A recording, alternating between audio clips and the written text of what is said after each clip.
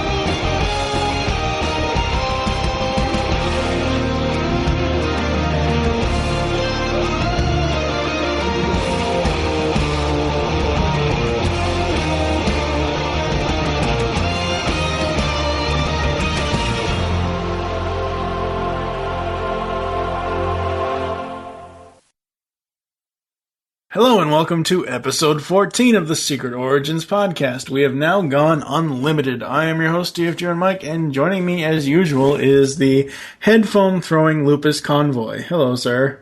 Hi, everybody. How are you? Well, now that, my headphones stopped screaming at me, I'm doing well. Yes. Sorry for the delay in the episodes, folks. Lupus has been extremely busy with school and work and dog sitting and taking over the world. Supposedly mailing robots. I don't know if that's been done yet. But hopefully God damn it. Hopefully by the time this episode airs, it will be mailed. Hopefully. Today what'd you say? We can hope. I'm a good little Blue Lantern, I'll hope. Uh-huh. I did find them, though. Oh. Even though we are explicit on this show, I'm gonna hold my tongue. Today we are going to be reviewing 4 more episodes of Justice League Season 3. Now, one thing I forgot to do, one thing we actually forgot to do in episode 13, when we actually started the Unlimited series, or the Unlimited seasons, we forgot to talk about the brand new theme song. I thought we talked about it. No, I don't remember.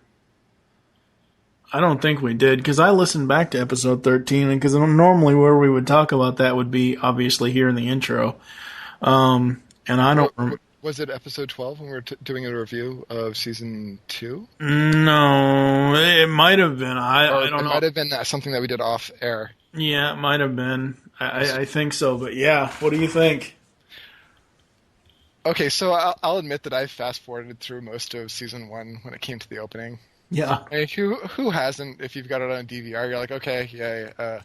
Well, once you see the opening title for the first 2 seasons and you hear that music, like the first 2 or 3 times, you know what it is, and you don't need to watch it all, 26 other times. This is true. And the new one, it's like, I can't stop. I need to watch it. So, yeah. I dig it. It's, they actually said in, I believe it was the This Little Piggy commentary about the new theme song and how everybody at first hated it. All the fans apparently hated it when they changed the show, and Why? Didn't like it and whatever else. I don't know. And Bruce Timm, was telling a story on the commentary about I don't know. People were saying that it sounds like 80s rock metal, or kind of like Asia, or somebody said, I think he said that it was Glenn Murakami said it sounds like a sports anthem or something, and he goes, "You're still not turning me off to this," and I love this theme. It's a great opening. It's an awesome opening. Even with the good thing about Justice League, the entire show, is they have taken the prologue stories before the titles, and most of them are pretty much cliffhangers before the title sequence. And it's just awesome because some of them leave you just hanging, and then now you have this really awesome title sequence. I like the animations on the characters a lot better instead of what they did in the first 2 seasons. Yeah. It's not quite so blocky and really bad CGI. Exactly. I'm not sure. I was trying to remember, and I should have wrote it down. I don't remember when, because I think the first 5 or 6 episodes, when they do the whole main title sequence and they show the original 7, and they show them off in caricatures, Shire's not there until, like, I think it's 4 or 5 or 6 episodes in, until she I noticed back. that. She's, when you see her and she's Like all not sad. in uniform, she looks like she's definitely repentant for Yep. everything that she's done. Yep. You can tell that she's heartbroken. So it's great to see that they're bringing her back, and it was like, oh my god, it's Shayera, yes! Yep. But she's not back yet. She comes back in... She shows up in the end of the return, and I don't think she shows up again until... I think her official return, as far as being in an episode and seeing her full, just in full garb and full active being back on the show, I believe, is Wake the Dead. Yep. So, yeah, that'll be in the episode that we do in the next 2 weeks. But yeah, I love this theme music. I've got it on my phone. I don't usually use it for a ringtone, but whenever I need to get amped up for something, this is what I listen to.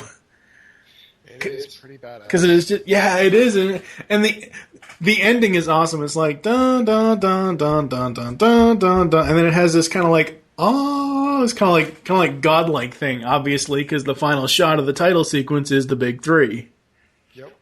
And even though Batman has no superpowers, he is still the goddamn Batman. So what else has been going on with you, sir? Dog sitting? Okay, guys, if you haven't had a dog in a long time, don't agree to babysit 4 dogs for a prolonged period of time. I made that mistake. And it's taking a lot of us 3 of us to actually keep on top of everything.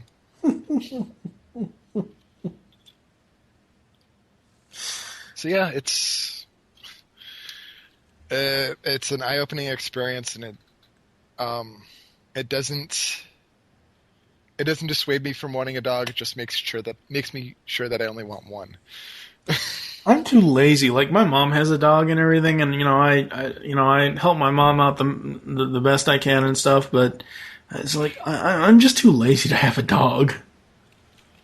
Well, I want one, but it's a matter of not being able to support that dog, give it enough attention when I'm doing so much as it is. Yeah. Yeah. I'm getting addicted to Lego minifigures, and I'm going through my Transformers and thinning the herd. Yes, you are. Which, again, UPS or not UPS. No, do not use UPS. I will kill you if you use USPS. UPS. Yeah. You need to go to the post office. Let's see. Since we recorded episode 13, I got a new computer. Yay. The only problem with it is, though, I can't record DVD audio, so I'm not sure if, this episode will go up when it's supposed to. I'm not sure if 15 will. I mean, we are going to be recording 15. We're actually recording these on one night, and we're going to record it and get it done, but I don't know when it'll go up, because I have to get another monitor for my old computer and a set of speakers to hook my old computer back up so I can actually record DVD audio for the in-betweens of our discussions. So, yeah, but no, I'm loving the new computer. I've only had a couple of failure issues with Windows 7, not too many. Really enjoy Windows 7. It's a lot more streamlined than what XP used to, or XP was, because I've been on XP Pro for the past 3.5 years. So, yeah. And I can actually have, multiple things going on at once, because this computer has... Well, my old computer had, 1 gig of RAM. So, it wasn't exactly the fastest thing in the world, but this one has a 1 terabyte hard drive installed. It has 8 gigabytes of RAM, which is expandable up to 16, so it's plenty fast. It's like triple what I had before, so jealous. It works. Hey, dude, it was only, I think, after tax and without, and I know you don't have this kind of money, but my mom bought it for me, so, it's one of those things where, my mom helped me out to get it, but I think after tax and not getting a Best Buy protection plan, which I will do eventually, I think it was like $9.55. Oh, so it's only about an eighth of what I owe the hospital. Yeah, and I just bought the tower. I didn't buy a whole package because I have everything else. I have the microphone, I have the keyboard, I have the monitor and all that stuff. But I need a secondary monitor and speakers for my old computer. Which, yeah. Anyway, that's pretty much what's been going on with me. It just dawned on me that this weekend is TFCon. Yeah. And I was hoping to go this year because I went last year. Yeah. It's not in the dice. So I apologize to all my Canadian brethren that are up there that I'm going to be missing out on. Yes. Yeah, this weekend is TFCon, and it's the largest Canadian Transformers convention. I think it's the only Canadian Transformers convention. I think so. But it's damn well worth it to go. Yeah. Even if you're in the U.S. Oh, yes. I would have gone, except about when I was 16, so that's what, 10, 12, about 12, 13 years ago, my wallet at the time, which had my birth certificate and social security card in it, don't ask me why I was 16, I was stupid, was in there, and it went through the wash. Ooh. Yeah. And did you get a replacement? No, not yet. I have a photocopy. Well, I have the original social security card, but I have a photocopy of the birth certificate, so I have to call the offices of births, deaths, and marriages in Stoughton, Massachusetts, to get that done. But that's the only reason why I'm not going to TFCon this year, is because of, well, that and the money. Normally the money wouldn't have been a problem, but yeah, I've been going through some financial issues lately.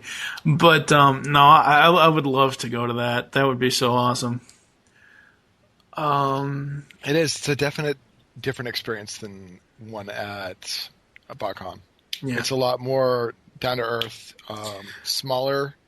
It still has a really big dealer room, but it's got a more intimate setting where you don't feel like you're just a number to people. Yeah. You have to wait, 6 or 7 hours in line to get.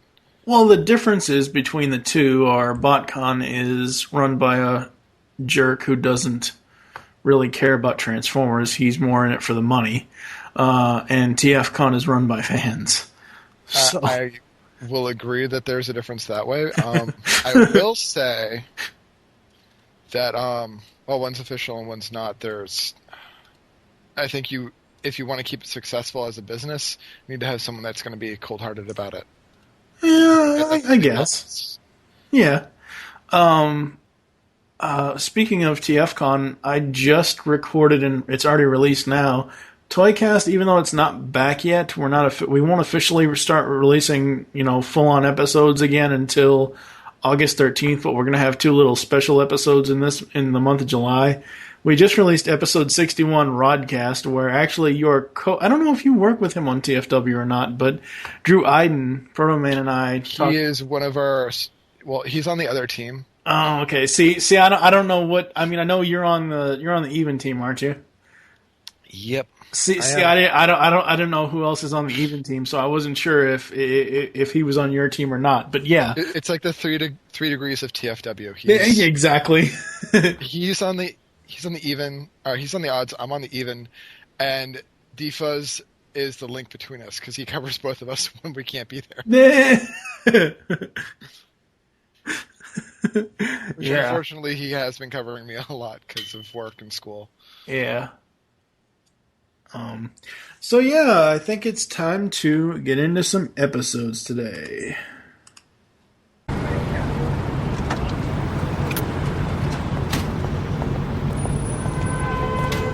Don't you ever wish you were down there? I'm down there all I need to be. Yes, but it's just a job to you. I'm talking about going down there and having some fun. Maybe with someone special. No. No dating for the Batman. It might cut into your brooding time. 1. Dating within the team always leads to disaster. 2. You're a princess from a society of immortal warriors. I'm a rich kid with issues. Lots of issues. And 3. If my enemies knew I had someone special, they wouldn't rest until they'd gotten to me through her. Next. And first up, we have This Little Piggy. This is such a good episode. Yes, it is. Wonder Woman accompanies Batman on a stakeout in Gotham City, based on a tip that Intergang plans to steal the Rosetta Stone. I've got something to say about that, but I'll wait. As they wait, all her attempts to flirt are rebuffed by Batman, emphasizing the differences between them. When the robbery occurs, they find the thief is actually the sorceress Circe, mortal enemy of Hippolyta, or is that immortal enemy? Wonder Woman's mother. Although banished to Tartarus by Hippolyta, she has now been paroled, and her first act of freedom is to transform Hippolyta's daughter, Wonder Woman, to Batman's shock, into a pig. Seeking help, Batman approaches the stage musician and Justice League member Zatanna after her show, who happens to have real magical powers and is aware of Circe's release. Although she attempts to return Wonder Woman to normal, her powers can't overcome those of the goddess. Batman requests to keep the situation between the two of them, and Zatanna promises to help both him and Wonder Woman, although she intuits that only Circe can reverse the change. Zatanna leads them into a shopkeeper specializing in magical artifacts to purchase a missing ingredient to her locator spell. He reminds her that every element of magic requires a price that is not necessarily monetary, and forces her to reluctantly hand over a valuable mystic item of her own.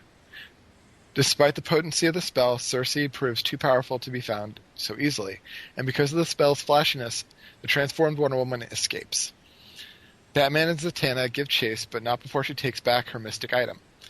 Unable to find Wonder Woman, Batman calls upon the aid of Bawana Beast and several other League members to locate her. Bawana Beast finds her, but she evades him, and then she runs into a pork processing factory amidst the throng of hundreds of pigs. Batman and Zatanna request the aid of Themis, who brings the Medusa, Circe's former cellmate, who reveals Circe's burning desire to perform at the amphitheater at Mykonos. Meanwhile, the transformed Wonder Woman attempts to escape from being processed, frustrating a butcher's efforts to capture her. Zatanna teleports them to the amphitheater, and they confront Circe, who attacks them by transforming her stage cohorts into wild animals.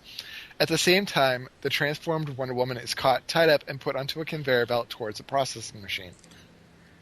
After fending off the last of the onslaught of animals, Batman suggests making an exchange for returning Wonder Woman to normal. Circe, intrigued, agrees to transform Diana back, but only in exchange for something incredibly precious from Batman, something he's concealed and when gone can never be regained. He pays the price by revealing a suave singing voice in a performance of Am I Blue? So touching that it moves both Zatanna and Circe to tears. Circe returns Wonder Woman to normal, just in time for her to escape the factory. After his performance, which receives a riotous applause from the amphitheater's crowd, Batman thanks Zatanna for her help. After work in the League Watchtower, Batman and Wonder Woman discuss the night's events. She claims not to remember that much of what happened, and asks if she missed anything. He replies nothing much, but she teases him by humming Am I Blue before walking away. Your thoughts, good sir? This is... When I first saw this episode, like when I first caught it on like Boomerang, this is back when I didn't even really know what Justice League was, because I came into Justice League late as far as watching it on television. And obviously, because it's a continuation in the DC animated universe, I watched it and grew to love it. But wow, this episode is so awesome. This is basically this is the epitome of how awesome JLU is. Yeah. If I had to sit down with somebody and make them watch an episode, it would be this one. Yeah. Because you've got the great overarching story arc, you've got the interplay between the two characters, and you've got the humor in it. Mm-hmm. And it's not just the two of the main 7. You've got the side characters that come in as well. Oh, they got really extremely Red Tornado. Yeah, Red Tornado was one of my notes. But they got really, really obscure with the characters that they brought in for this episode. The rooftop bantering is just awesome. It's just it was great. Yeah. Zatanna. Oh, Homer Simpson drool.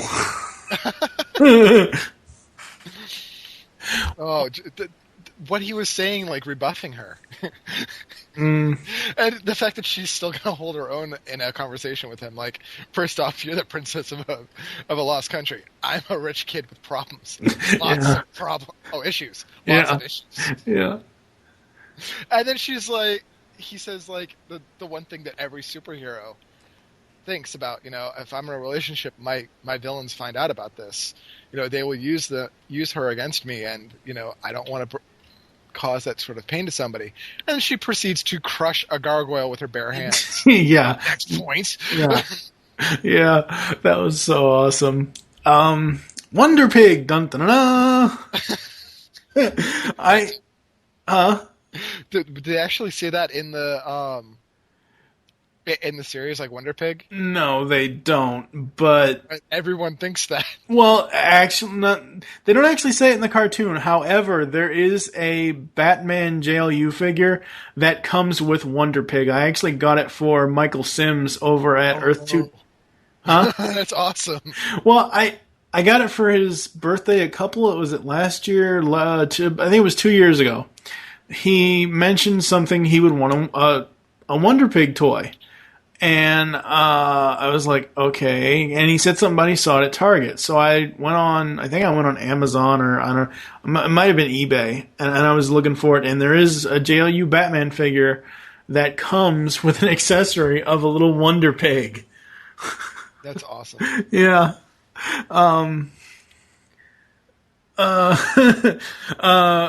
I like Moana Beast's line, I'll have her ready for pickup in ... And then at the end of it, I added, oh, shit.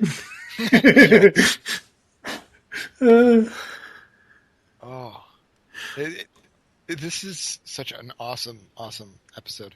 Yeah, the story is very fluid. The character development is spot on for what they were trying to, quote unquote, allude to with Batman and Wonder Woman.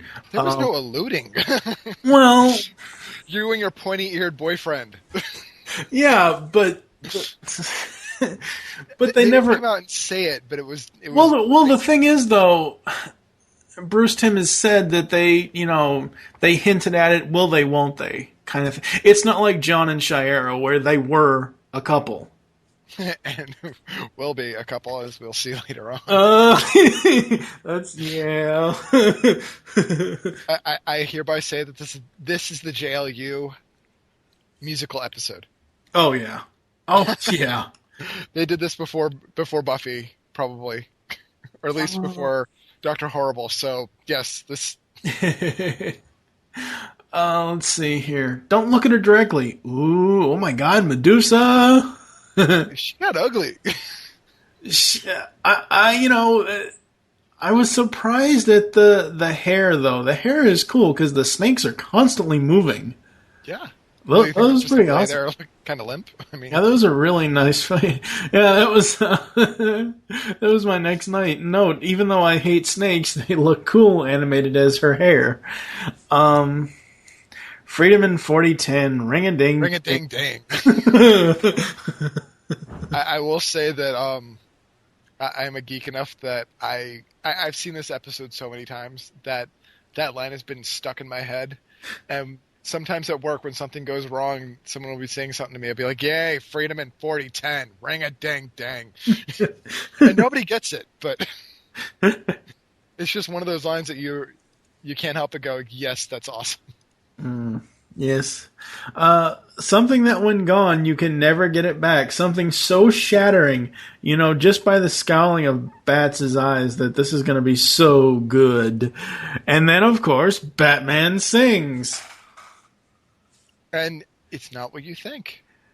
They allude to, they're going to take away his secret identity. Nope.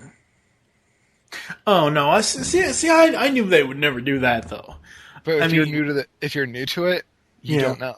Like if it's your first time. Yeah, I guess you could argue that fact, but I knew that it was. I mean, even before, because like I said, like when I first got the big. Yeah. Oops. Stupid. What the hell was that? I don't know. When I got this. When I got the tin, I made every effort to not watch it. To not watch the series all the way through. So it's difficult. Well, yeah, it's difficult because it's a 10. It's awesome, but I said, okay, well, I'm not going to do a marathon and watch the cartoon. I want to wait until the podcast. So I haven't actually seen this episode for I don't know, maybe a year or so before I watched it for this, and that's what really shocked me about the whole. Even though I knew, obviously, it wasn't his secret identity that they were going to make him give up. But yeah, that's just awesome. And Bruce, not everybody knows it already. Yeah, well, Bruce Timmons said in the commentary that Kevin Conroy is a classically trained singer. I don't know. He has some great sing. I mean, he does have an awesome singing voice, but I don't know. He has some sort of training as a singer somewhere. I don't remember what Bruce Timm actually said, but he brought that up in the commentary. And wow, that was a fast episode. That was my last line. Yeah, it's just so damn good. Yeah, it hits every punch that it needs to be that needed to be thrown for a 30-minute episode. And it doesn't just drag out. Did you so did you catch Bawana Beast? Yeah. I don't know who the hell. I didn't know who the hell he was, but I caught him. Yeah, I've known him from the new Batman series that's playing now on Cartoon Network. Oh, you mean Brave and the Bold? Yeah, I'm not a huge fan of it, but it's fairly decent. I mean, for some of the very random cameo characters that they throw in. But I didn't know that he was an actual DC Youth character. Yeah, well, you would have known that if you had listened to the commentary on this episode, see? I will note, though, however, after I was watching it, I was thinking about the name.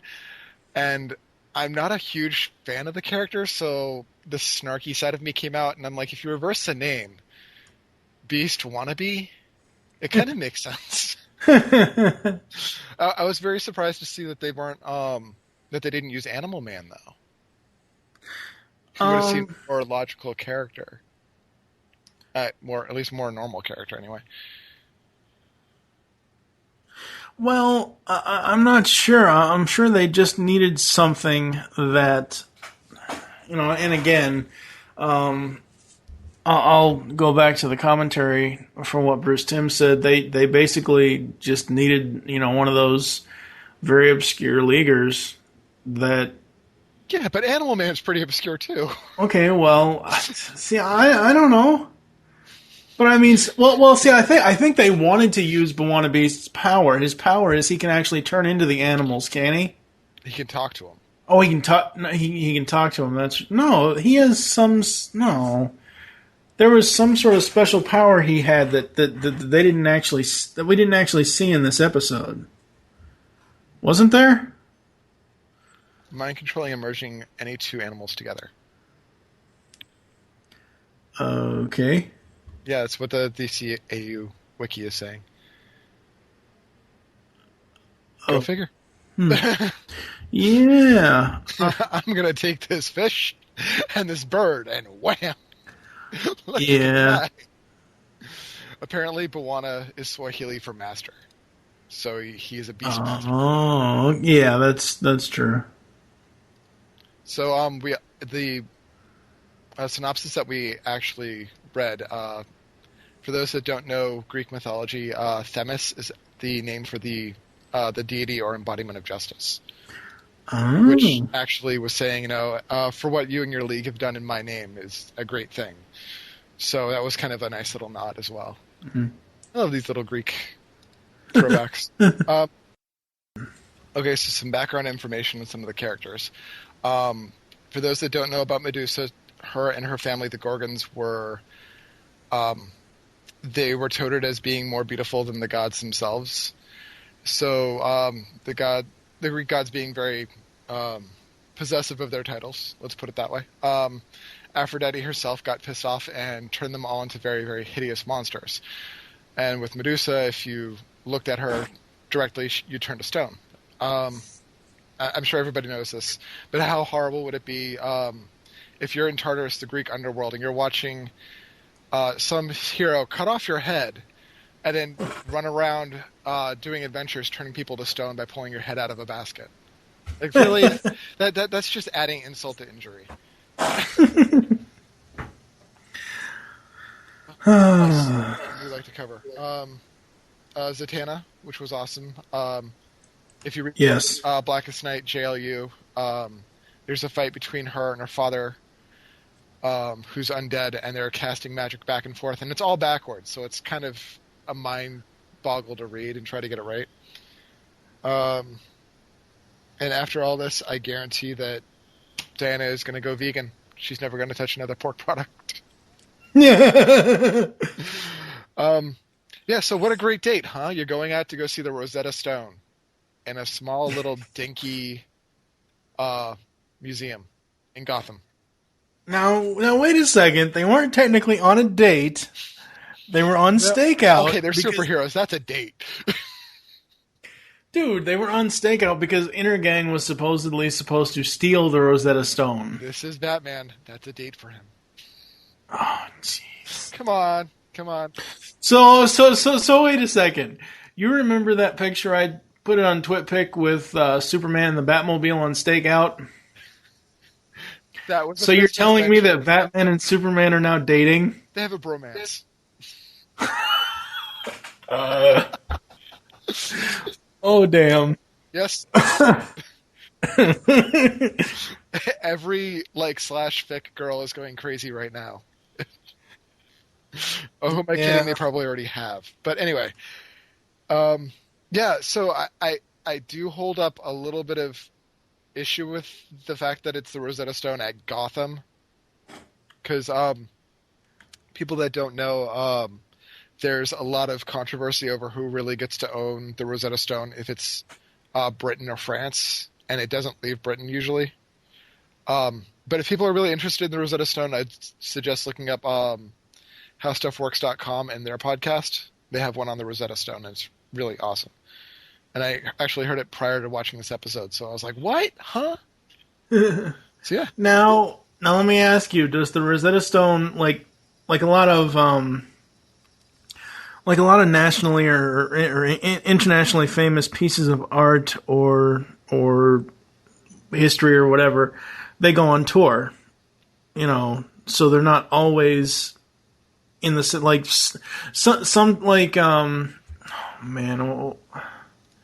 King Tut? Like, say there's a certain collection of Picassos at I don't know, the Smithsonian, or I don't know. But what I'm asking you is, could it have been the reason why it was in Gotham was because it was maybe on loan to a Gotham museum?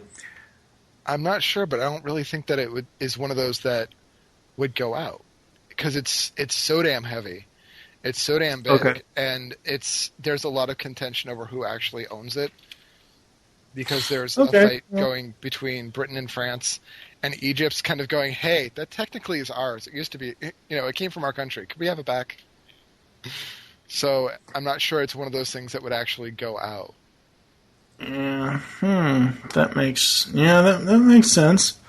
I'm looking at it for Google right now, and I'm not really seeing it being loaned that often. But there's a lot of really great info out there on it if you're interested. So yeah, and I'm sorry, they are not on a date, dude. I was being sarcastic. You said I know, kid with issues. Honestly, like that. you can tell that there's something going on, especially when Batman Zatanna's talking, and he's like, "She's just a really good friend." No, Bruce, I'm a really good friend. Yeah, there's something else between you two. Yeah. Yeah.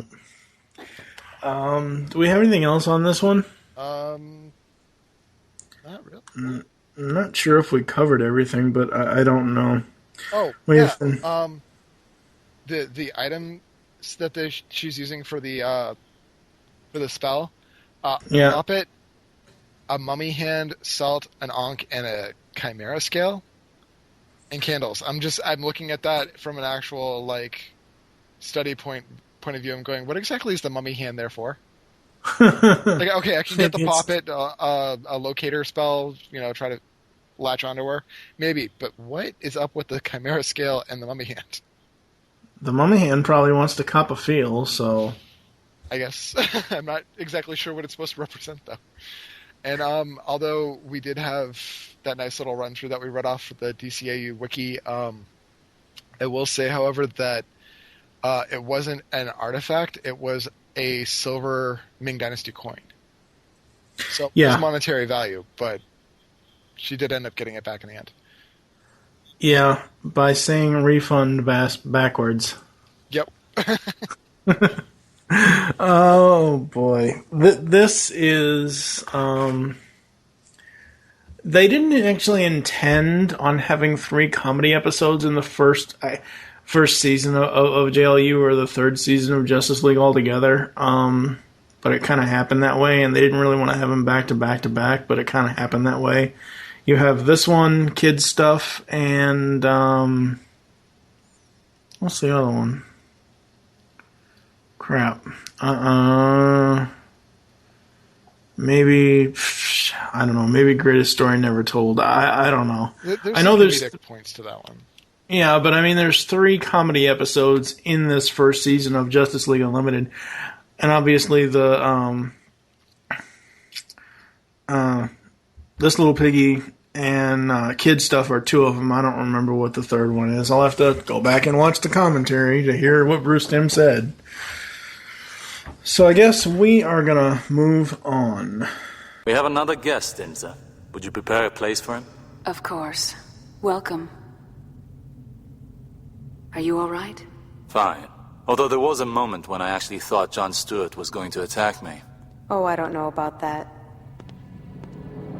His bark's a lot worse than his bite.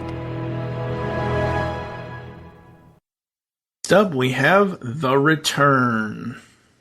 John Stewart is in communication with the Guardians of the Universe on Oa, who inform him that his recent request for a transfer away from Earth has been denied. Then a planetary defense system alerts them that something is approaching Oa at an incredible speed. Kyle Rayner and the other resident Green Lanterns fly into space to establish a shield, but the object breaks through, instantly revealing itself to be a Mazo. Before the Guardians can react, the android hurtles into the planet, there is a sudden flash of light, and just like that, Oa is gone. Amazo's trajectory shows that he is heading for Earth. The League mobilizes its full strength, determined to stop the android from reaching the planet's surface. In short order, they realize what Amazo is coming back for: revenge on Lex Luthor. In his estate, Luthor is giving a television interview explaining his reformation since he was diagnosed with kryptonite poisoning. He has just finished expressing his hope that the Justice League can be friends when Supergirl and Steel fly down and kidnap him. As soon as he is told Amazo is coming, he rejects their ideas for protection and insists on going to a safe house of his own design, located in a barber shop. In short order, he gives them the slip, riding an underground tube with kryptonite-lined walls down to a laboratory, where a huge cannon sits waiting. However, the League is one step ahead of him. The Atom is riding on his clothing, having slipped on earlier. Since Atom is an expert in nanotechnology, and has Professor Ivo's original blueprints for the android, he and Luthor agree to modify the cannon specifically to destroy the android. The League has set up 3 defensive lines to halt the android. The first in space, consisting of Superman, Green Lantern, Captain Atom, Orion, Dr. Light, Stripe, and Starman, and the League's entire fleet of javelins. As the android approaches, he communicates with them telepathically, warning them not to stand in his way. All right over there? Yep. Okay. I heard nothing but static there for a second. Shock. Yes.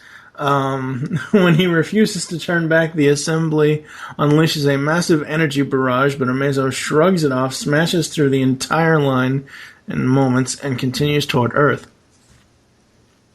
In the laboratory, Luther and Adam are working out to complete the cannon before Amazo arrives. In the upper atmosphere, Amazo locates Luther with his telepathy and smashes through the second defensive line. Supergirl, Fire, Red Tornado, and Rocket Red. Oh, poor Red Tornado. He's a robot. It's never explained how they do that, but yes, they do rebuild him. Seeing the second line collapse, John turns to a visitor on the bridge, Dr. Fate, who says he has an alternative proposal. Amazo touches down outside the barbershop and just as easily disables the third and last defense line, Wonder Woman, Flash, Steel, and Ice. This is Flash's first appearance since the new series started, and Flash does not speak except for one little alive groan, something small to let us know that he's still alive and not dead. Because Amazo could easily kill all four of these people: Wonder Woman, Steel, and Ice.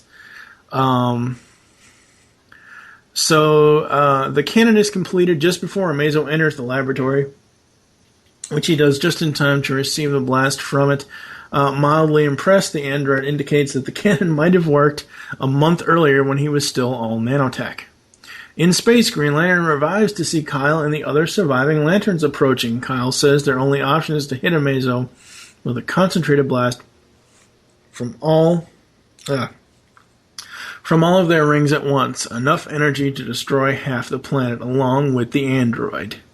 In the laboratory, as a last resort, Adam shrinks both himself and Luther down to a subatomic size to hide from Amazo. Again, this proves futile. Amazo shrinks himself down as well, enough to grasp them in the palm of his hand. Luther is prepared to meet his fate, but Amazo hesitates. What he has come back for is not so much revenge as to satisfy his curiosity. Amazo has read his mind and can't understand it. For all his wealth and power, Luthor is still consumed with ambition to be and have more. I'm having problems here. Amazo, likewise, was made to evolve and absorb knowledge, but for all that he has learned, he still feels empty with no idea of what his purpose is in life. As John and the other Lanterns fly into the laboratory, Fate appears and asks them to hold off. John orders him out of the way, and after a moment, Fate complies. Luther says that in a way he is empty of purpose. For all his accomplishments, he is still mortal, and everything he's done will be gone and forgotten after a few generations. Amazo, on the other hand, is immortal and nearly all-powerful. He will be able to see time through until its very end. Amazo is not satisfied with merely being a witness to events. Ultimately, Luther says he cannot solve the mystery for Amazo. Every being creates its own purpose in life. Amazo then relents and brings both of them to full size. Just then, the Lanterns arrive, aim their rings. Fate teleports beside Amazo, telling them that the threat is over. The Lanterns refuse to accept this until Amazo surprises them by telling them that O was not destroyed. He simply moved it to another dimension. It was in my way. Without leaving the laboratory, he moves it back. Fate offers Amazo sanctuary in his tower to help him in his search for meaning. Amazo accepts when they arrive back, and it is revealed that another person has taken sanctuary at Fate's home, Shiera Hall. Dun dun dun! Surprise! Yeah. Thoughts? Oh wow. Beginning is really, really awesome. Just the Guardians being the Guardians, cold, emotionless bastards, and it's coming through Ganthet, who you don't really expect. And then Ganthet's like, you really have to work through this. Yeah. It's not just because we're being assholes and we can't really change everything for you, but you really need to work through it because you're better than this. But I mean, Jean does have a point. Why couldn't they have just allowed Kyle and Stewart to switch places? Because then we'd have another Green Lantern to get used to. Kyle's cool. He's better than that other jack-off. Hey! It's not nice to talk about Hal that way. No. I'm not talking about Hal. I'm talking about the real asshole, the one that uses his powers to get what he wants. And that's a bad thing? Anyway. It's abuse and power, damn it. You're just jealous. Yeah. To see some of the new Green Lanterns that they animated in, Ariza, that's pretty cool. I liked Ariza being in there. And then Selak and Kilowog, they have armor. I wasn't expecting that. Apparently Kilowog has a brand new face mold, too. In this episode, because, Just said face mold. What? Blame the Transformers, damn it. It's a mold. You know what I mean? Design, whatever. Yeah, we get more Lex. Yeah. It's nice considering we're not getting any Bat villains. But the humor of Luther in a barbershop. Yeah. And okay, what is with all the superheroes, supervillains saying "let go" when they're picked up in the middle of the air? Like, we know Copperhead learned the hard way from Hawkgirl. Yeah. Season. I'm 60 feet up. Really? You want me to let you go? Ray Palmer, which brings out like the Black Snake geek in me because he was an Indigo Lantern for a while. Plus, he's from Boston. Yep. Which that'll come up next episode, actually. Next podcast episode. Yep. What else? Dr. Light showing up. Someone saying, Ray saying to Lex saying, let's hope you're more convincing to Amazo than you are to me about turning over a new leaf. Yeah. Really? And then, like, the whole point where Supergirl is in the second line of defense, and she's going to stop Amazo, and I'm like, yeah, she's going to do so much better than Clark. Really. The second stringer. Well, alright, to be honest, now, I know Clark, Kal-El, Superman, whatever the hell you want to call him, he is all-powerful because of the Earth's yellow sun, and while she, at least in this series at first, doesn't have all, his strength and his experience and everything else, he was just floating there in space, shooting his heat vision. She was actually moving, so it's kind of like, immovable, what is that old question? What happens when force meets an immovable object or something? She has the force, and obviously Amazo is the immovable object. So, I don't know. What else you got? Yeah, the reporters looked really convinced when they were talking to Lex. Like, yeah, sure, what else? Yeah, just showing that Luther really is an Orange Lantern, all about avarice and greed, and it just fits him. Mm-hmm. Yeah, the inevitable android looking for a purpose story. Yeah, that's what it kind of boiled down to. I was like, oh, that kind of sucks. Yeah, I mean, overall it was pretty decent. It's interesting to see that Dr. Fate is slowly building this group of misfits. Yeah. Like, it's the not quite good enough league. It's the Just Us league. To rip that from earlier. Yeah. But yeah, that's what I got. My first note was, hey, Kyle. With no crab mask. Well, yeah. It's like, go away, Kyle. Nobody likes you. You've got a girlfriend in a refrigerator to go take care of. It's our business to know. Dun, dun, dun. Well, they're the Guardians. They have to have True. life besides being complete perverts. And then Transformers can still be inserted into the whole Oa thing because, oh shit, what are we going to do now? Oh, it's gone. That was random, but yeah. Oh, come on! You know when you first saw that and you thought you saw the planet explode, you're like, oh shit. No, I was like, what the hell? They can't blow up Oa. Come on, one little android can't do that. Gold, Amazo. That was awesome. Just because, I mean, we saw him turn from silver to gold in Tabula Rasa, but, you know. Now it's like, okay. It is just cool. Wherever you're taking me won't be safe enough. Really, you're going to take the superheroes right there? Really? Now, and you know that Luthor had lackeys putting in that kryptonite in the tunnel. Oh, yeah. Somebody else to deal with the kryptonite poisoning. Yes, and we have 2 classic TV show gags. We have a Mork and Mindy gag with the egg that Luthor comes out of. Oh, okay, right. And then the Get Smart gag. Those shows that I haven't seen in a long time. Oh, the Get Smart gag is the computer panels opening and closing. Okay, I'll take your word for it.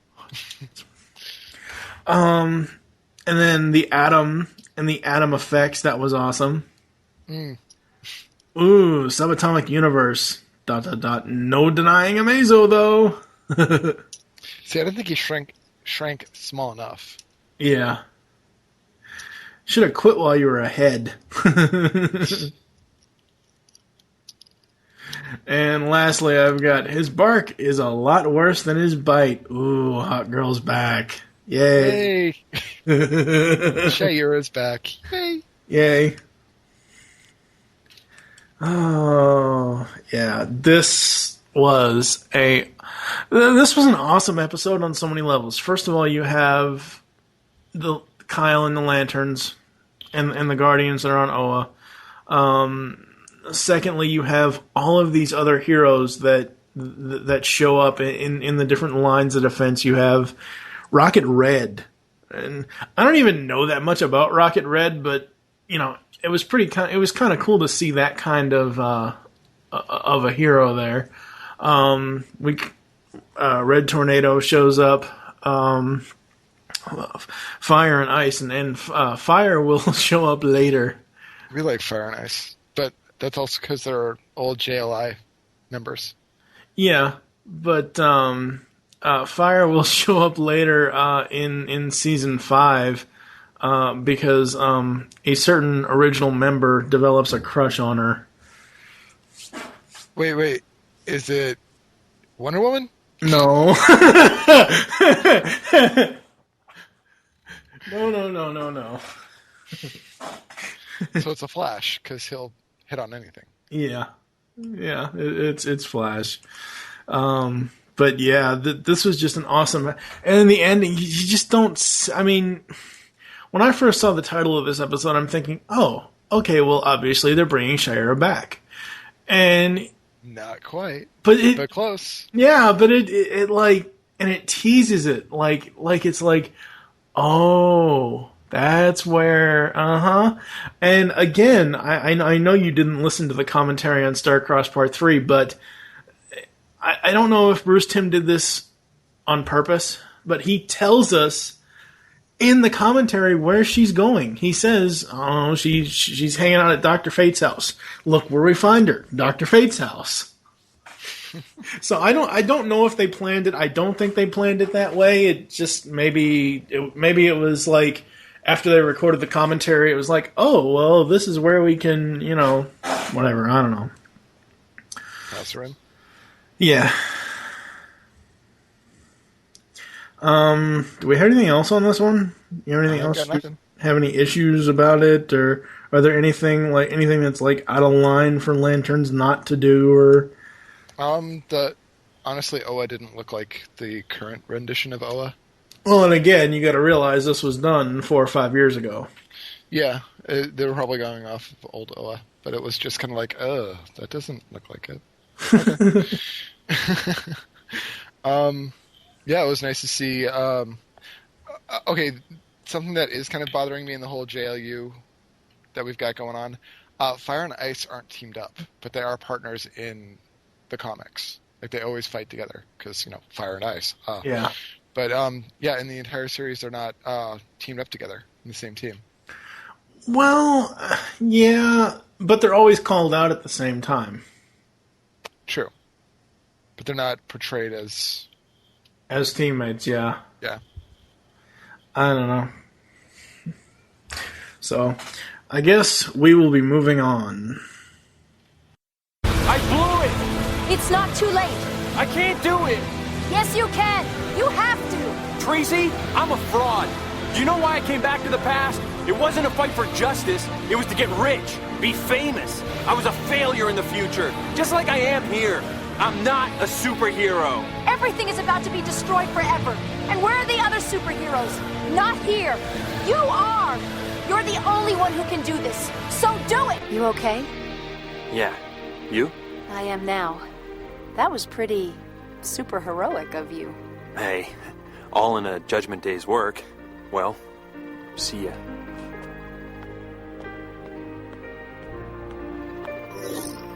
Sir, according to my thermal sensor readings of Dr. Simmons, you just missed a prime opportunity to, well, I believe the phrase is, kiss the girl. Kissing girls is for heroes, Skeets.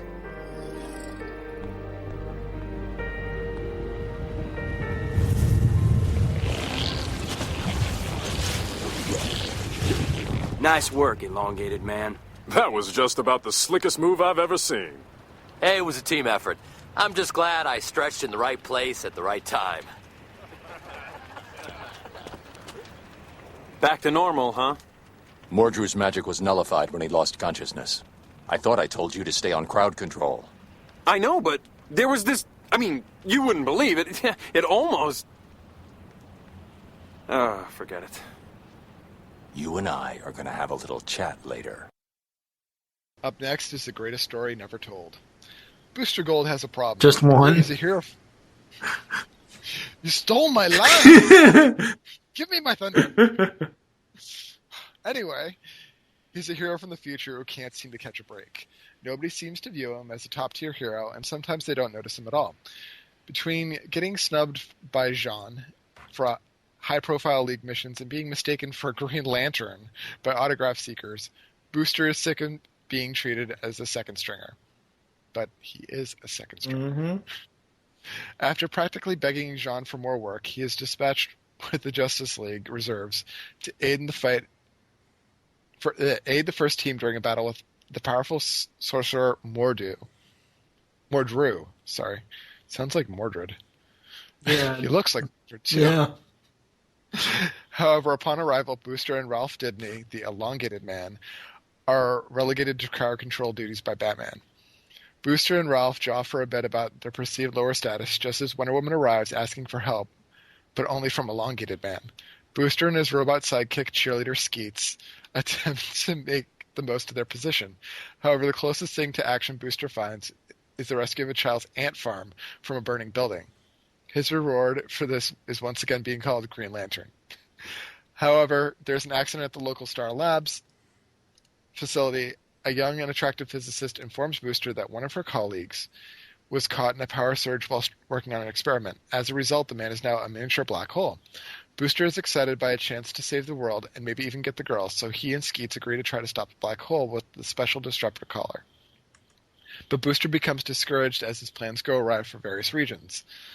Booster is almost flattened by a car hurled from the scene of the main battle miles away. A wild cast of Mordrew's magic accidentally brings a 10-story building in Booster's vicinity to life with an appetite. Skeet is sucked into the mini black hole. In the middle of this, Booster somehow finds time to deliver a baby to a woman stuck in an abandoned ambulance. Thank you, Green Lantern. A dejected Booster admits to the young woman that in the future he is actually a failure, and that he essentially ran away from the 21st century in a desperate attempt to be somebody.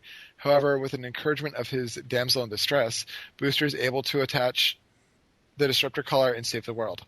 All of the consumed matter, Skeets included, is ejected back into the world. Naturally, no one outside the parties involved know what happened. A few miles downtown, the Justice League has just wrapped up the Mordrew situation, primarily thanks to Elongated Man. Batman lectures Booster for leaving his crowd control post, but the would-be Justice League superstar can't put an explanation to his words and instead simply sulks. However, Booster Gold is greatly cheered by the reappearance of a certain former damsel in distress who wants to take her out on a date. Take her hero Your out thoughts, on a sir? date. I hate this episode.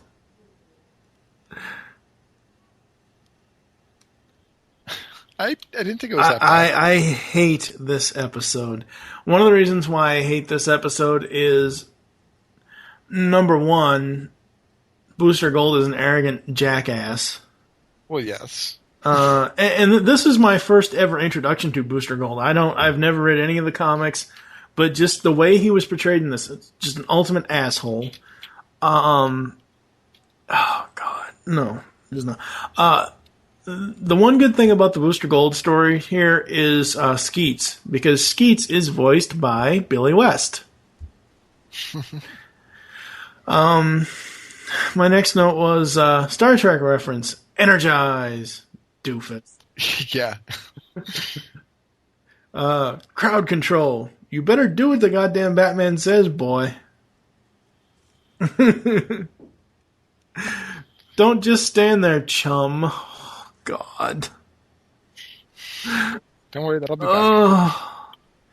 Jeremy Piven is elongated man. Very awesome. Fuck yes. Yes, very, All hail the Piven. yes, very awesome. Wow, big 3-in-1. That was a horrible, horrible image. Get back to crowd control. What? I'm sorry. Because it was a combination of Batman and Superman with Wonder Woman's voice. Yep. Now I hope no one really takes. This is a pun. I really shouldn't explain this joke, but I have to because I don't want people to think I'm being politically incorrect or racial here. But Black Holy Man, and Black Holy is Holey, as in he has a black hole in his chest. Oh God, childbirth! Yikes! I feel bad for him. I feel bad for her. Skeet's comment about having to boil water. Yeah. First, we need to boil water, sir, and then some sheets that we no longer need. Yes. And my final note was: this is such a meh episode. This isn't as bad as the episode that shall not be named. This is probably on the same level as Eclipsed. It's just horrible. I like that. I don't know. What do you got for this one? Okay, so Booster Gold is always a favorite of mine from JLI.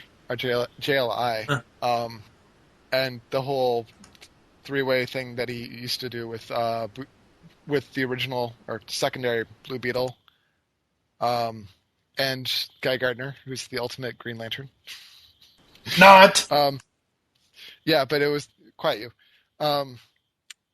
Also, it's nice to see Elongated Man, who, if anyone's read The Identity Crisis, had a lot to do with him. And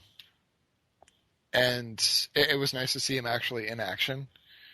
And then his comments about, not only am I just like Plastic Man, but I'm a detective too. It's like Plastic Man and Batman combined. I spent 3 days stalking somebody. I transformed into a vase for 3 days. And then when he gets called away, Skeets is like, "Well, maybe they needed a vase." Yeah. Yeah, poor Skeets. He gets like no respect. He does like all that crap for Booster, and he gets no respect. Mm-hmm. Yeah. It was an interesting take on the whole Trinity thing. Because you've got Batman, Superman, and Wonder Woman together. Well, I'm looking at the wiki here for this episode, and it says at one point Booster Gold talks with a Superman-Batman hybrid with Wonder Woman's voice. This form resembles composite Superman. Yep. Oh, what else? What else do we have? Yeah, so just when they're about to kiss, here comes Skeets. He's in the subway, sir. He's in the subway. He's in the subway, sir. That was not the time.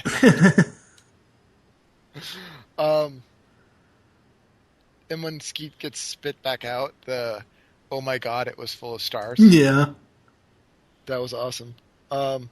Jean being snippy. I can understand that he's a little upset and frustrated at the moment, but it seemed a little bit of out of character for me for Jean not to take that moment to try to probe his mind and just find out what the whole problem is like that, which would have solved a lot of problems.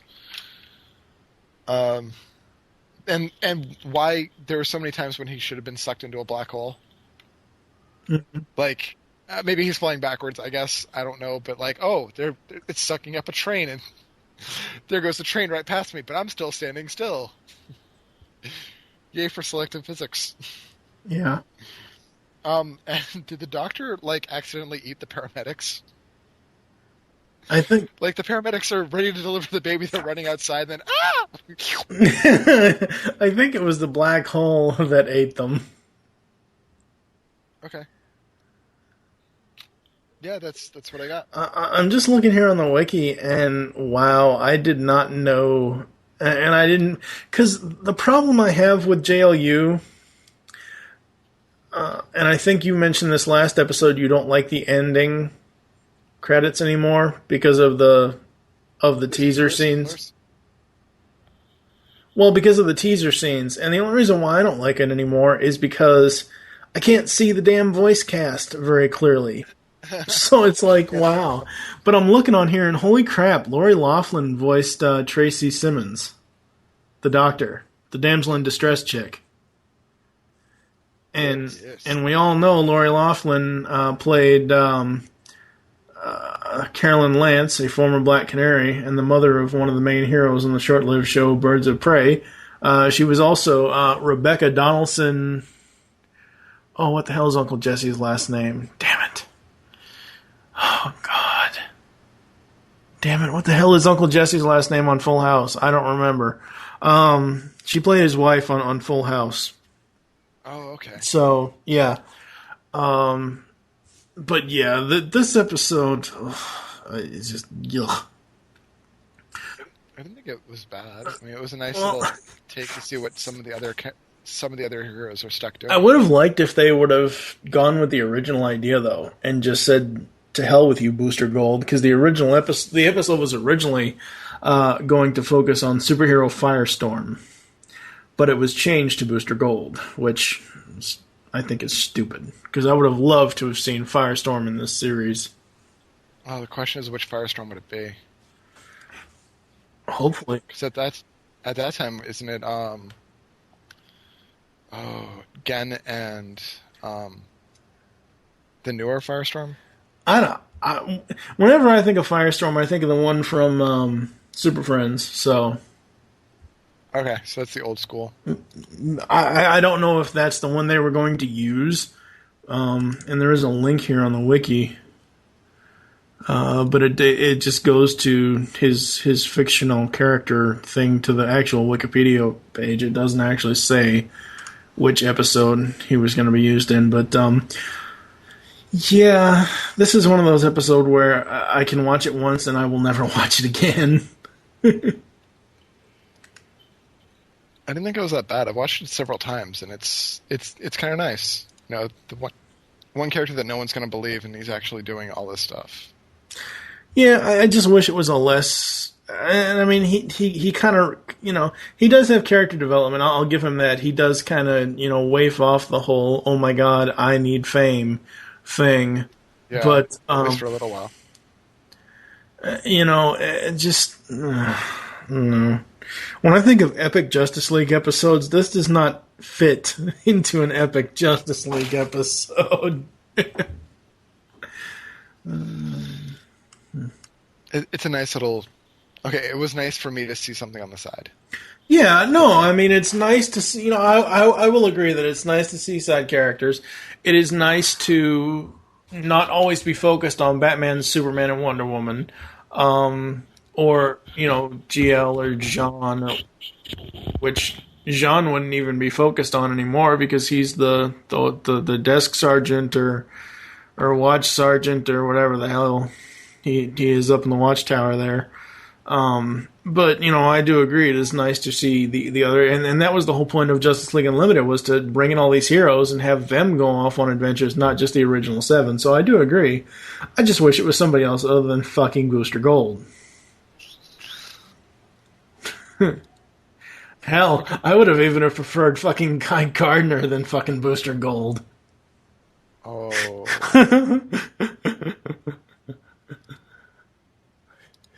Anyway. Mine are bigger than yours. Stand down. He's free to go with you, for however long he's got. Who are you people? That's a national security matter. And if I were you, I wouldn't probe the situation too closely, rich boy.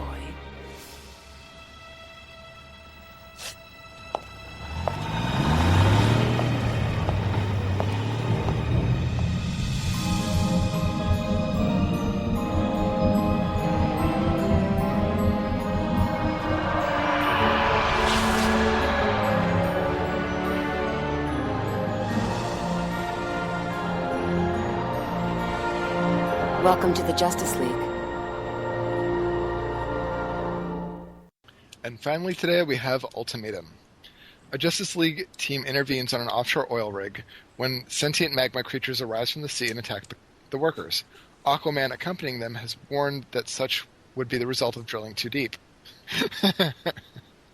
However, the League are joined by another team of superheroes, the Ultimen. In short order, the day is saved, and the spokesman, Winddragon, gives a short speech. Aquaman is openly disgusted, and even Superman is a little fazed by the Ultimate's goody-goody attitude. The Ultimen defer to the Justice League in many ways, under their auspices of their sponsor, Maxwell Lord. They have a much higher public profile, and a much more commercial one, than the League, and for all their professed admiration of the League and commitment to justice, they seem to have little interest in joining forces with them. However, Wonder Woman takes a liking to one of them, Longshadow, who frankly says his greatest wish is to join the League. But the others are holding back. Winddragon says that they're not ready for that privilege yet. Things start to go awry when Winddragon, in the middle of stopping a heist, develops a new and alarming power, beyond merely creating tornadoes. Lord encourages the team to take a break for a while, but eavesdropping on him and a mysterious woman, they learn that not everything is as it seems. Following Lord, they sneak into a secret laboratory and find clones of themselves in suspended animation. They're all horrified to learn the truth. They are artificial beings, cloned to serve as weapons for the U.S. government. Their memories of childhood are falsely implanted, and those persons whom they thought were their family and friends were actors used to maintain the illusion. Moreover, they have heard Professor Hamilton telling the woman that the genetic structures are becoming unstable, and they all have less than a year to live. Winddragon's mind breaks, and he goes on a violent rampage. Juice, Shifter, and Downpour join him, but Longshadow tries to stop them. The League is forced to intervene, and the Ultimen are subdued. As the offending Ultimen are being taken away by the authorities, the mysterious woman and Lord arrived, along with a squad of soldiers. Lord appeals to the Ultimen and pledges to see to it that their last days are comfortable and that we will take care of you. Confused and scared, they decide to trust him in spite of everything they've learned. As soldiers escort members of the Ultimen away, more move in to take Longshadow away as well. Wonder Woman steps in between the soldiers and Longshadow to block their way. The woman exclaims, "You need to come with us," but is quickly confronted by Batman, refusing to let it happen, saying that Shadow is with the Justice League now. The woman calls on the soldiers, who take aim at Longshadow. Superman and Aquaman move in front of him, blocking their line of shot. Batman smiles at the woman, saying, "Mine are bigger than yours." The woman reluctantly gives up, saying Shadow is free to go with them, but when Batman pushes for information about who she and the organization are, she presses back he shouldn't probe the situation, calling him Rich Boy in an undertone, indicating she knows his secret identity. See? Taken aback, Batman withdraws. Wonder Woman welcomes Longshadow to the Justice League to be a true hero for as much time as he has left. Sir, your thoughts on this excellent, excellent episode? Oh, Christ. This is not an excellent episode. Dude, this is a great episode. No, it's not. This is great. If you get all the little nuances about who these characters are, it's freaking awesome. Yeah, I know, and you pointed it out to me. The only one I caught on to, which is very obvious, is Downpour and Shifter, which they're copycats of the Wonder Twins, Zan and Jaina. The other ones, Wind Dragon is Samurai, Juice is Black Vulcan, Long Shadow is Apache Chief.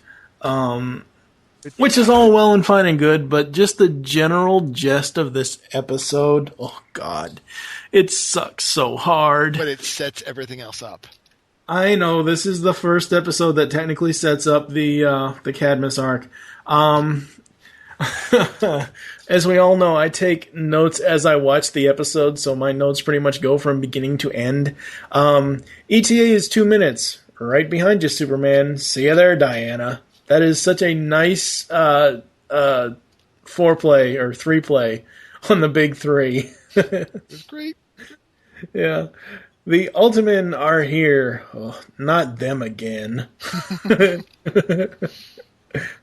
Wonder Twin knockoffs. It is the Wonder Twins. There's no knockoff about it. Oh, it's very much a... You know, honestly, if Shifter didn't have tits, I wouldn't be able to tell if they were both male or both female. They're elves. What do you expect? Can you make telepathic contact with them? Do they look like fish to you? Yet another old chum reference. Grrr. God, it made me want to just smack him. Yeah, it did. The ultimate base is a look-alike Hall of Justice in the sky. What the fuck? It's awesome. I know. Bizarro here to save the day. I think this is the I think this is the first appearance of Bizarro in a while. It has been a while. Yeah. And I've already mentioned that this episode, technically, it introduces us to the Cadmus arc. The King of Seas, remember? Whomp! Aquaman bitch slapped him. That was awesome. Like, even I would be like, you're really doing that against Aquaman? The King of Atlantis, the guy who breathes water. Really? Yeah. My two final notes are Batman notes, and mine are bigger than yours. Not talking about the quantity of their weight, but and who are you people? National security matter, and I wouldn't probe the situation. Rich boy. And every time now, all right, I guess it can be argued that everyone under the sun, if they can sort of figure out who Superman is, they could figure out who Batman is as well. But everyone already knows where the frickin' Batcave is, so. Well, yeah, true, but it's not that hard. The thing is, with Batman, like Superman really doesn't have too much shock if people know who he is. But Batman, every time in the DCAU, when either somebody finds out his identity or, like in This Little Piggy, when she's talking about the something so dark, and you just see his eyes just go to a scowly, they just kind of thin out, and he always has this reaction of like, holy fuck. Well, Cersei was said to be a goddess, so I mean, it's not too hard. I mean, it's not to be expected that she wouldn't understand or know who he is, but. Well, yeah, but I mean, Cersei isn't the point for this. Obviously, and the point for that was the singing. The point for this, obviously, is the fact that even though we don't know her name yet, Amanda Waller knows who he is. That's a scary thought. Yeah. What about you? What did you have? Oh my god. Okay, so we got Bizarro. Yay! Gigantus showing back up. Oh, wait. Hold on. You like Bizarro, which is fine and cool and all that, but yet you like Guy Gardner. What the hell? Dude, Guy Gardner is life.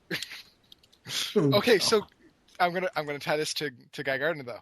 Okay, so we're going from Guy Gardner, right? We were just bitching about him.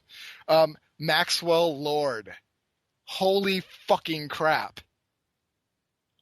I was blown away by the fact that that's who their handler was, which makes perfect fucking sense considering it's Maxwell Lord. Yeah. For those that don't know who Maxwell Lord is, you need to be reading comics, but it goes back to JLI, so the international version of the Justice League. He was their handler, their PR person, and he has mind control powers. He actually convinced, using his powers, Superman that Batman and Wonder Woman and the rest of the Justice League was Darkseid and his cavalcade. Oh, wow. And in response, Wonder Woman on public television broke his neck, creating a huge rift in the Justice League, which did disassemble it, if I'm correct, at one point. But Diana and Clark and Bruce were never the same. But the fact that it's Maxwell fucking Lord, who isn't using his powers yet, is the handler for these characters, is just fucking amazing to me. That's what blew my mind about this episode. So you've got this one person who's Mr. Badass, like, can manipulate an entire fucking planet with his powers, who's controlling these 5 upstart kids that are government property. And the whole, oh my god, they're clones with implanted memories and actors playing their family members. That was ripped right out of Seventh Son by J.C. Hutchins, which was also a government group, superhero group, that was bred out of one person. Everybody thought that they had their own family life, their own versions of aunts and uncles that they lived with, that they grew up with. And it's eerily similar to Seventh Son. So bravo there. We see the Cadmus Project. Did they drop Cadmus name-wise? Yes, they did. That's why this technically... Is the start of it? This doesn't really start the actual Cadmus arc of Justice League of the Justice League cartoon series. However, because it honestly really started in Fearful Symmetry, right. But we don't really know who it is. Here, they actually dropped the name Cadmus. So that's why I said that this technically starts the Cadmus storyline, even though it doesn't. The continuation of the 8-part arc doesn't start until, I believe, Question Authority. But yeah. Add on top of that, for those that don't know more comic references, Cadmus Project originally created Superboy. Connor, is a Cadmus Project combination of Lex Luthor and Superman. Oh. Yeah, which spins off a whole nother like comic issue. Why am I reminded of what the Maximals tried to do with Starscream's Indestructible Spark, creating Rampage? Yep. Yeah, believe me, Cadmus was sorry for that when Superboy found out who his parental lineage is, which makes me wonder who's the mother and who's the father. Yeah. Ugh.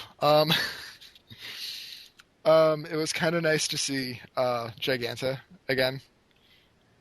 Yeah. And then, she's fighting off against Long Shadow and goes, "Oh, poop."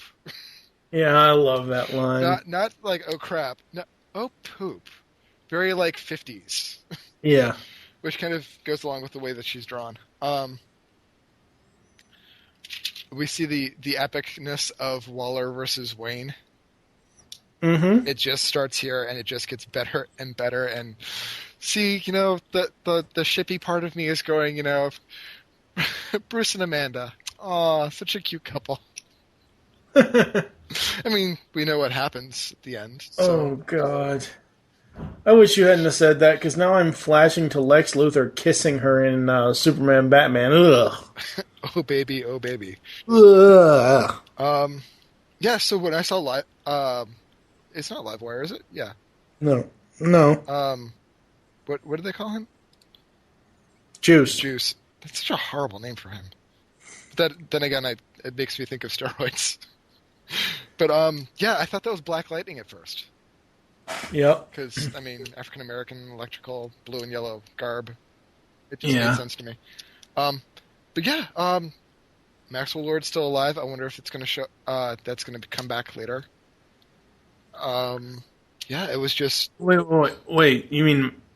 Wait, say that again. Maxwell Lord is still alive at the end of the episode. Yeah. So I'm wondering if they're going to play up on that later on in this show. I don't think he ever comes back. Oh, that's such a shame because he's such. I mean, he's back alive now in the comics, and he's a complete asshole.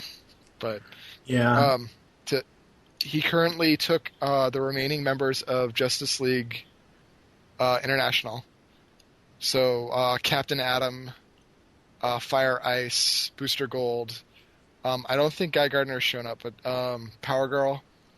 And they're the only ones that are immune to his power in this setup that he did. And he made the entire world forget who he was. Forget that he's a wanted criminal. Forget who he is, and his powers are... If you're kind of into gore and stuff, it's kind of cool, because depending on how powerful his ability is or how much influence he's trying to do, he'll bleed out that much. Yeah. So... what else? Oh, yeah, and this is the first time I've ever seen a T-Rex swim. and what's up with the DC animated universe where if you're a shapeshifter, you have to have some really bizarre like skin coloration, and your animals are always going to be that skin color? You've got Shifter that's white, and you've got Beast Boy that's green, and it's very strange. Well, technically Teen Titans is not in continuity, but whatever.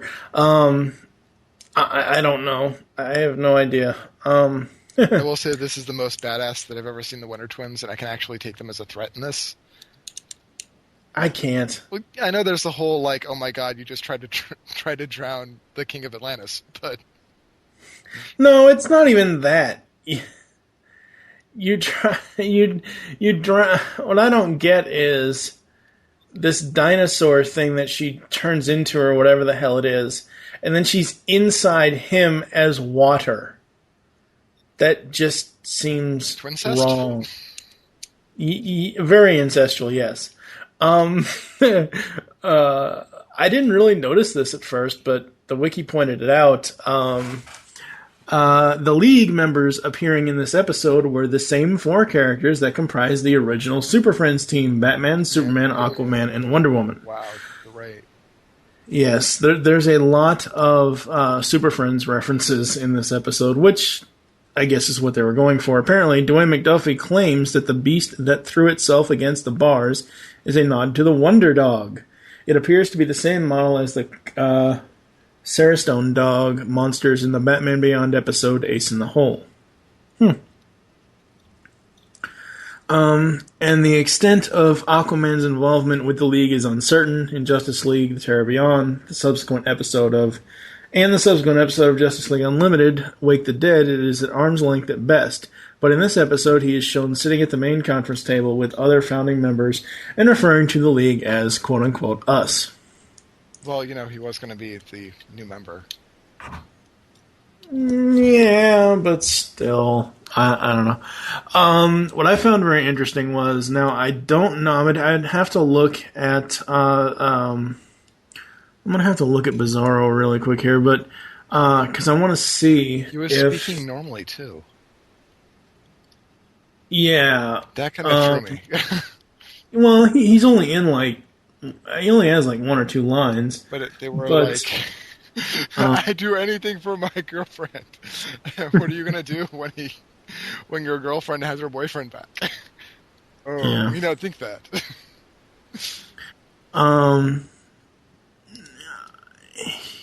Let me see.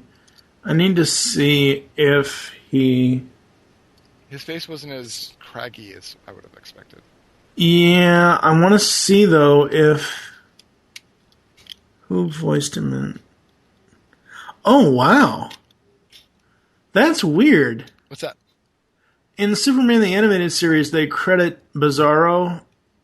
Tim Daly did both Superman and Bizarro, but they credit him as Timothy Daly for the Bizarro credit, and Tim Daly as Superman and Clark Kent. What I was going to point out was, in Justice League, George Newbern has taken over the role of both Superman and Bizarro. Whereas in Superman the Animated Series, it was Tim Daly who did both voices. So it kind of fits now. Well, it fits. I'm not saying it doesn't fit. I just noticed when I was looking down here in the credits that it says George Newbern, Superman and Bizarro, but he's uncredited as Bizarro. But it just, I don't know, maybe that's why they didn't do the backwards speak, is because maybe they didn't show him or really go through the paces with him on how to do the backwards speak. I don't know. I'm not really sure. I guess you've kind of convinced me in just reading through some of the wiki stuff that it is a pretty cool episode, but it's not as bad as some of the other ones. No, it's not, but it's not as good as some of the really, really good ones. Honestly, I like it because it sets everything up. The references, like I didn't even know that the rest of the characters, Wind Dragon, Long Shadow, Juice, were other Super Friends characters. Yeah. I didn't know that, but the fact that they had the Wonder Twins and made them cool, it just kind of stuck along with the whole edginess of the angsty Aquaman and just the Maxwell Lord part. Like, I honestly, I would have loved to have seen Wonder Woman go after him, like show like a little bit of angst towards him, just a nod to that. But yeah, okay, enough of me gushing. All right, and we are gonna go to the outro. Wait, it seems that magic always has a price. And your point is? What would I have to give to make you lift your spell on Diana? Well, now you're getting interesting. I want something from you that's very precious. Something you've worked very hard to conceal. Something, when gone, you can never regain. Something so shattering.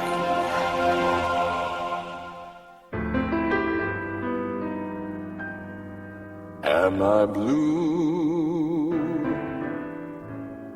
Am I blue? Ain't these tears in my eyes telling you? Am I blue? You'd be too, if each plan that you had done fell through. There was a time I was your only one, but now I'm the sad and lonely one. Beautiful. And you'll keep your part of the bargain? A deal's a deal. He can stop now. Not on your life. I should say. When I first saw the list for this episode's discussions, This Little Piggy, The Return, Wake the Dead, and Ultimatum, I thought to myself, oh, great, 2 awesome episodes and 2 episodes that are just meh. I liked them. I was very excited for this because I sat down and just watched them all. Well, me and the 4 dogs. The 4 dogs were totally, like, enraptured with this. This Little Piggy, they were trying to go after Diana on the big screen. And this isn't like, oh, nice little screen. That my friends have a 82-inch projection.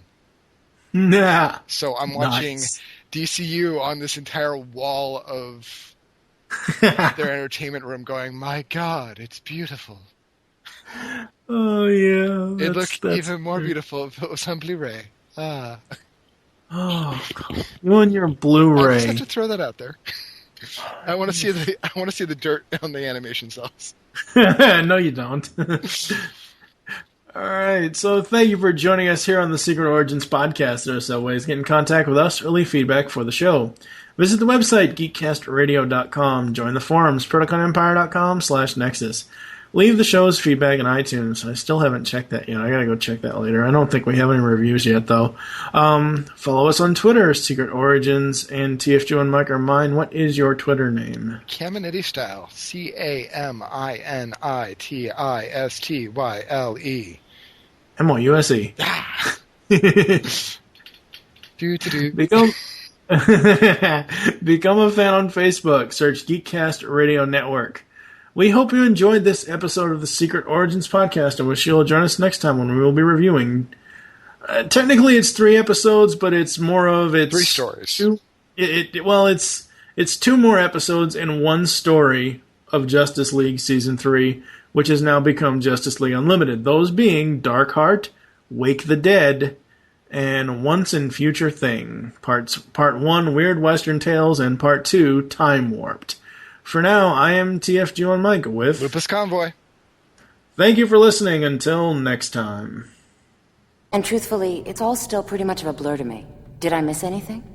Not really. The important thing is you're safe. Yeah, of course. That's not the only important thing.